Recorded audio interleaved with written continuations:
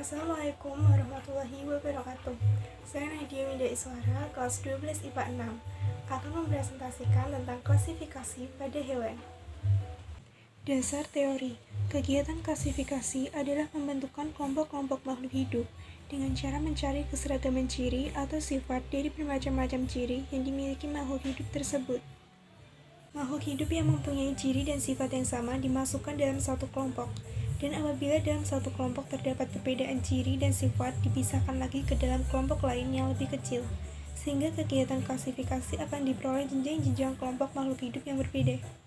Pengelompokan hasil klasifikasi pada tingkat yang berbeda disebut taksonomi. Semakin tinggi jenjangnya, semakin banyak anggotanya. Akan tetapi, persamaan yang dimiliki semakin sedikit. Tujuan klasifikasi makhluk hidup yaitu: yang pertama, mengelompokkan makhluk hidup berdasarkan persamaan ciri-ciri yang dimilikinya. Kedua, mendistribusikan ciri-ciri suatu jenis makhluk hidup untuk membedakannya dengan makhluk hidup jenis yang lain. Yang ketiga, mengetahui hubungan kekerabatan antar makhluk hidup. Dan yang keempat, memberi nama makhluk hidup yang belum diketahui namanya.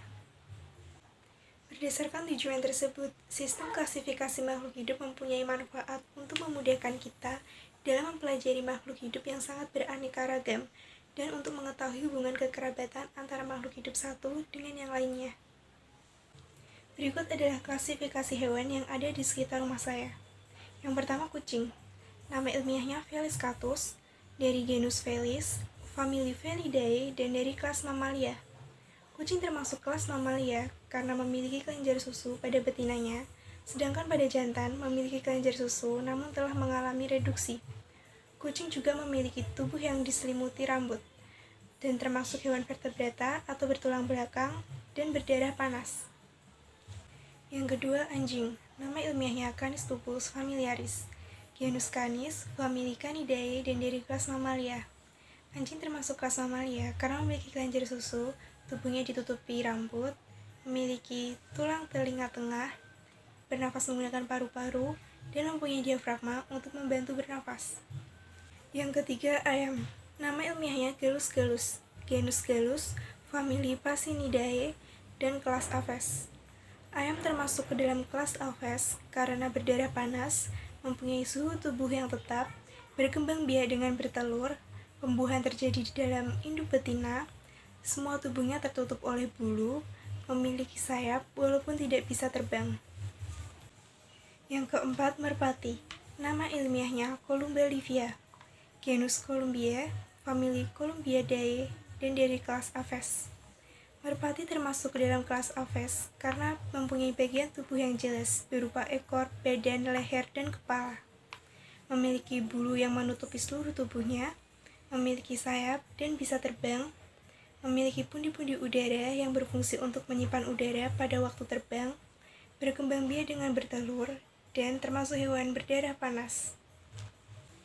Yang kelima, ikan lele. Nama ilmiahnya Clarias batrachus, genus Clarias, famili Claridae, dan dari kelas Actinopteri. Lele termasuk hewan dari kelas Actinopteri karena siripnya berbentuk kipas, tanpa lubang hidung yang bermuara ke mulut, sisi atas tubuh atau dorsal gelap kehitaman. Kesimpulannya yaitu, makhluk hidup di dunia ini sangat beraneka ragam. Keanekaragaman makhluk hidup menjadikan para ilmuwan membuat suatu sistem yang dinamakan klasifikasi. Klasifikasi makhluk hidup didasarkan pada persamaan dan perbedaan ciri yang dimiliki makhluk hidup, misalnya bentuk tubuh atau fungsi alat tubuh lainnya. Selain itu, dasar klasifikasi didasarkan pada ciri morfologi dan anatomi. Makhluk hidup yang memiliki ciri yang sama dikelompokkan dalam satu golongan. Sekian presentasi klasifikasi pada hewan dari saya. Mohon maaf apabila ada kesalahan kata. Wassalamualaikum warahmatullahi wabarakatuh.